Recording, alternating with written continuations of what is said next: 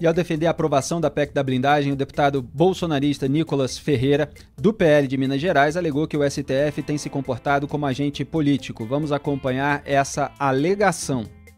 Senhor presidente, PEC da blindagem, né? Sim, queremos ser blindados mesmo de um STF que age como agente político contra membros dessa casa, abrindo inquéritos, fazendo busca e apreensão por palavras. Agora, sabe por que eles não querem essa blindagem? Porque eles já são blindados. Eles são blindados, podem xingar os seus opositores de nazistas, de fascistas, podem fazer fake news durante a época das eleições, eles podem fazer rachadinha. É claro que eles não vão defender, né, a PEC da blindagem, porque já são blindados agora. Estão com medo de quê? Quem cometer crime vai pagar, uai. É simples assim, a gente vota e a gente mostra que essa casa é contra criminoso. Agora, tem deputado aí que eu descobri, sabe o quê? Que votou contra a cassação da Flor de Lis, que era uma assassina. Pesquisem, mas eu vou dar uma dica. PSOL, Rio de Janeiro. Obrigado, presidente. Aí, tem até mensagens subliminares nessa alegação do Nicolas Ferreira. Fala alegação, não em relação à frase do STF como agente político, porque isso a gente aponta, mas em relação à justificativa que ele dá para votar sim, a justificativa que ele dá para defender aquele projeto de emenda, a proposta de emenda à Constituição, a PEC da blindagem, pela qual todo o seu partido votou. Então ele fala, porque a esquerda não é alvo de medidas do STF, o STF... Olha, o Marcel Van Hatten, como Duda Teixeira lembrou, ele foi alvo de uma autorização de investigação a respeito de falas que proferiu sobre delegado, e nós repudiamos as falas. No entanto, criticamos, evidentemente, a investigação decorrente. Então tem coisas que estão na esfera moral, etc., que merecem eventualmente críticas, mas não processos criminais, já que o deputado tem imunidade parlamentar. Isso não quer dizer que a gente vai defender todas as tudo aquilo que o parlamentar fala, mas eu estou me referindo ao Marcel Van Hatten porque ele, mesmo tendo sido alvo de uma decisão assim do Flávio Dino, votou não a PEC da blindagem. Só para deixar claro, até para contraditar um pouco aí dessa alegação do Nicolas Ferreira, porque o texto da PEC da blindagem, ele não está lá exclusivamente para blindar parlamentares em caso de abertura de investigação por ministro do STF contra algo que o parlamentar disse na tribuna da Câmara dos Deputados ou no plenário ou, no caso dos senadores, no Senado Federal. Não, o texto é muito mais amplo. O texto dá margem para a proteção da bandidagem, inclusive do crime organizado. Então esse tipo de alegação é insuficiente para justificar um voto sim num projeto como esse. Existem alternativas que precisam ser trabalhadas, existem iniciativas que precisam ser tomadas. Agora, Ricardo Kertzmann, essa ideia de que, porque houve um caso aqui, outro ali e tal, envolvendo o parlamentar, vamos proteger a bandidagem toda? Aí não dá, né? Ô Duda, já pintou o primeiro candidatíssimo ao troféu Óleo de Peroba de sexta-feira, lá no meio-dia em Brasília. Porque a fala do Nicolas é de uma cara de pau, né? É de uma hipocrisia, porque nada orna com nada aqui. Porque uma coisa é o que você acabou de falar, você não pode cometer abusos do STF com mais abusos ainda legislativos.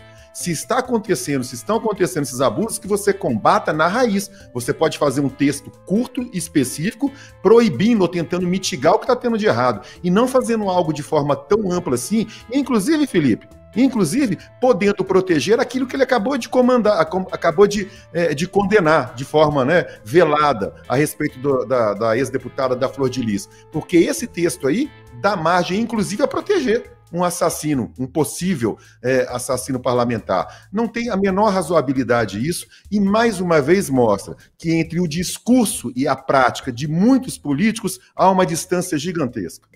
E demorou, para o Congresso tomar qualquer iniciativa em relação à Flor de Lis. Foi preciso toneladas de provas, pressões, etc. Foram meses. Duda Teixeira.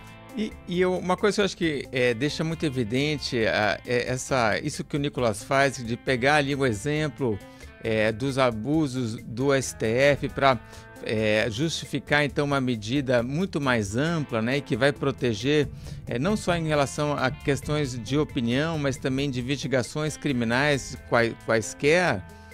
O Marcel Van Hatten, que eu usei aqui como exemplo, então, de uma pessoa que passou a ser investigada por coisas que ele falou lá no púlpito lá da Câmara dos Deputados, o Marcel Van Hatten votou contra a PEC da blindagem, né? Então, ele não entrou aí nessa argumentação do Nicolas. E o Kim Kataguiri, da União Brasil de São Paulo, que votou contra a proposta, afirmou que o avanço do texto causa desesperança, como eu tinha até citado rapidamente no meu comentário de abertura. Vamos acompanhar o que disse o parlamentar em vídeo divulgado na terça-feira, 16. Olha só, foram 2 sessões. Foi terça-noite, ontem, e hoje à tarde. O Kim Kataguiri gravou esse vídeo ao término da sessão de ontem. Na verdade, ainda continuava a acontecer ali uma ou outra decisão, mas a essência já tinha sido aprovada dessa PEC da blindagem. Pode soltar. Olha, esse é um dia que dá vontade de desistir. Eu acabei de chegar da Câmara dos Deputados, a gente votou agora a PEC da blindagem, votei contra, né, o texto que estabelece o seguinte: um deputado, um sujeito se elege deputado, ele mata uma pessoa, ele estupra uma pessoa, ele é um pedófilo, ele é um traficante, ele desvia dinheiro público. Para começar um processo contra essa pessoa, não estou nem falando de prender, para começar um processo, não estou nem falando de ter uma medida cautelar, não estou falando de busca e apreensão, não estou falando de apreensão de passaporte, estou falando para começar um processo criminal contra essa pessoa.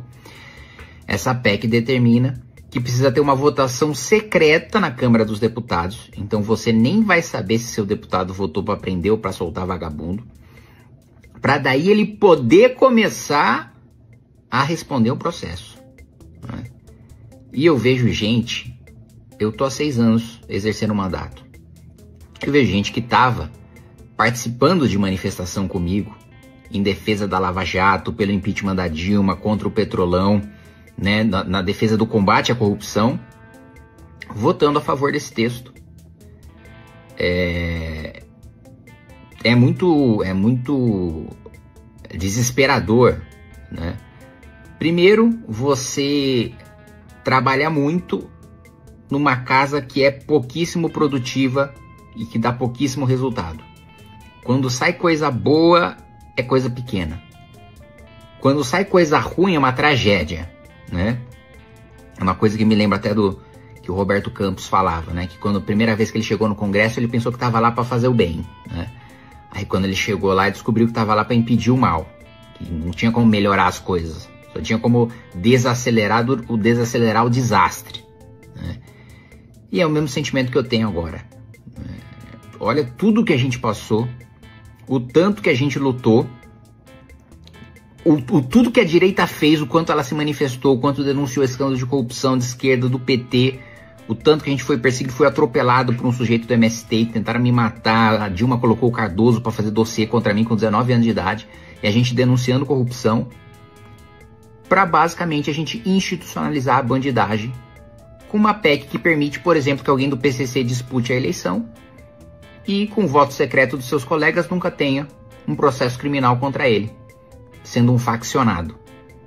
É de causar desesperança. E ver gente ainda aplaudindo isso, e ver deputado falando com orgulho que está votando a favor disso, e com um eleitor que se diz de direita apoiando um negócio desse, achando que tá certo eu blindar todo o centrão dos seus escândalos de corrupção com esse discurso vazio. É curioso que o Kim Kataguiri fez esse vídeo, publicou nas redes sociais, e enquanto a sessão ainda continuava, mesmo com a PEC da blindagem já aprovada. E quando continuou a sessão, você teve a derrubada da votação secreta. Ou seja, mudaria um pouco o teor desse vídeo. Esse vídeo, na verdade, ficaria pontualmente caduco, apesar de a sua essência continuar válida. Só que na tarde de hoje, eles conseguiram restabelecer a votação secreta e restabelecer, portanto, toda a legitimidade do vídeo, inclusive em relação a esse fator do sigilo do voto parlamentar na hora de blindar qualquer pessoa sobre a qual pese aí uma decisão de abertura de processo criminal ou de prisão.